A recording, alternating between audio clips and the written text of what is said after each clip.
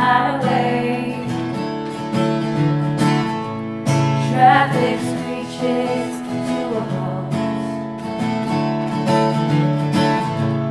People searching for a better way to live their lives. Oh, Johnny lived through the night, you'll hear them say. Tears of sadness soak the ground. Reaper crept in, took his breath away. In the middle of the night. Oh, celebrate the lives of the dead. It's like a man's best party, only happens when he dies. Gather round to pay our respects while their souls are still searching for the light, searching for the light.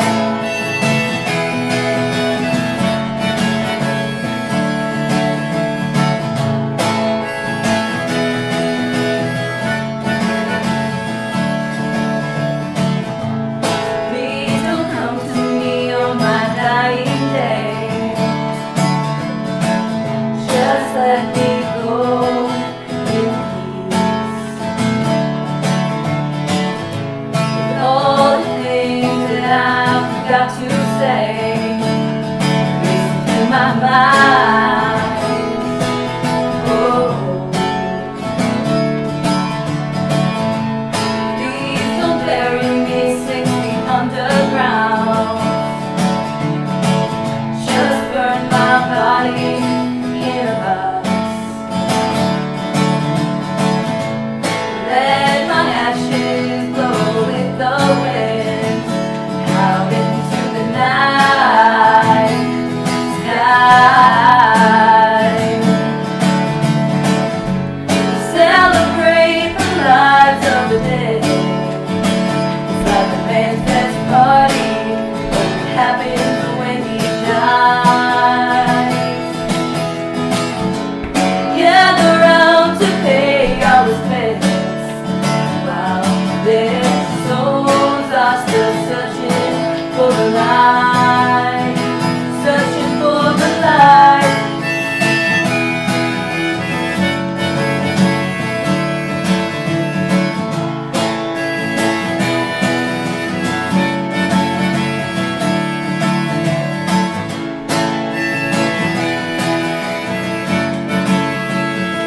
Searching for the light. Oh, oh.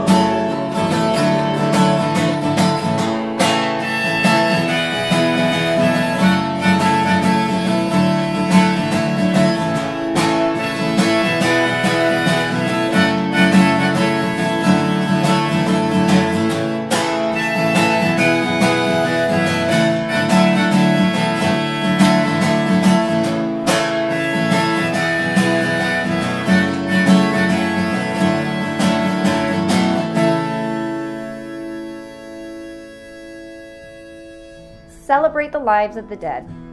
It's like this man's best party, but it only happens when he dies.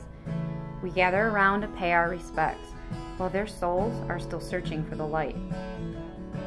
So please, don't come to me on my dying day. Just let me go in peace. With all the things I forgot to say racing through my mind. And don't you bury me 6 feet underground. Just burn my body in a box and let my ashes blow with the wind out into the night sky. It's morbid, right? I'm talking about death when I have zero intentions of leaving this planet anytime soon. Well, those aren't my words anyway, but they might as well be. At any rate, these words have consumed me lately. This song plays over and over in my head without any relief right now. And the only way that I'm actually going to turn it off is to just get it all out. So here it goes. Have I told you about Lauren? Chances are, if you know me well enough, I have told you how she has literally saved my life on more than one occasion with her wisdom and her honesty. I've told you about the wonders she has worked in our marriage, the parenting hardships that she's led me to tackle. I've also probably told you that I've stormed out of her office on more than one occasion in tears because eating crow in front of your husband is super, super hard to do. See, Lauren taught me about unstuffing and fixing old feelings, finding when things in my life feel off and making them right again. She taught me that anger and frustration aren't real. It's actually sadness and fear that are the root of my woes. Lauren was completely my life coach. But who is she? Lauren is our therapist, except that she's not, because she's so much more. That all sounds so weird. Except that she's not, because 2 weeks ago, Lauren died. It's never, ever going to sound or feel or look right. So Lauren was our therapist, but she was also our biggest cheerleader. She was our confidant and voice of reason. She wasn't some medical professional who wrote us scripts for these numbing medications and then just sent us on our way. She wholly invested in our well-beings, in our marriage, our parenting journey. She would text me for hours, in the middle of the night even, without any hesitation. She was right there, always honest, always challenging us, and always wanting us to find joy. Lauren knew the secret of life, no doubt. She knew about happiness and freedom, and she knew about God and hope and faith and everything that goes along with the secrets of life. Lauren literally lived and breathed her freedom and joy directly into the lives of those who knew her, directly into my life. And while I felt like I was the only person in the world that mattered to her, I was not at all. She had this way of making everyone feel just that special.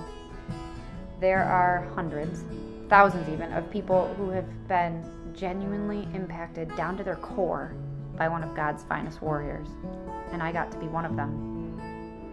In the wake of her death, this grief I feel is so unfamiliar. It's so new. My grief is this balance of emptiness and joy simultaneously, a daily awareness of the freedom and happiness she taught me to find that coincides with this hearty sadness of knowing that I'm never going to hear her voice again. I'll never feel her squeeze hugs. I'm never going to get that text that's just going to make everything make sense. But in all of it, there's this abundance of joy. The very woman for whom I grieve is the same soul that is dancing in heaven right now, and she is happier and freer than ever. And I believe it. I fully believe it because Lauren told me so. She told me that she would choose joy, no matter what. I don't believe that changes just because she's no longer earthside. And that brings me joy every day, every hour that I miss her. When Lauren passed, I had this fear that I would lose it all. Everything that she's taught me, the lessons, the mentality. I was afraid I would be stuck in a place I was still trying to leave. Unable to move forward with this incredible journey that I had started. I was afraid for what it meant for my kids. What kind of mom would I end up being now? The one who exists listening to this voice in her head telling her she's not good enough, or the mom who is happy, joyous, and free from that voice? And who would Brandon spend his life with now?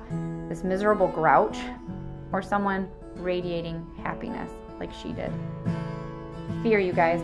I felt so much fear about living my life without Lauren. Then something truly remarkable happened. Lauren's small office remained open as she fought for her life in the hospital. While her family of patients, we cared for her around the clock. Garbage was taken out, garden was weeded, we turned on the Keurig, we lit the candles, we played the music. We sat there in this familiar space with her big brown chair empty, and we bore our souls to one another.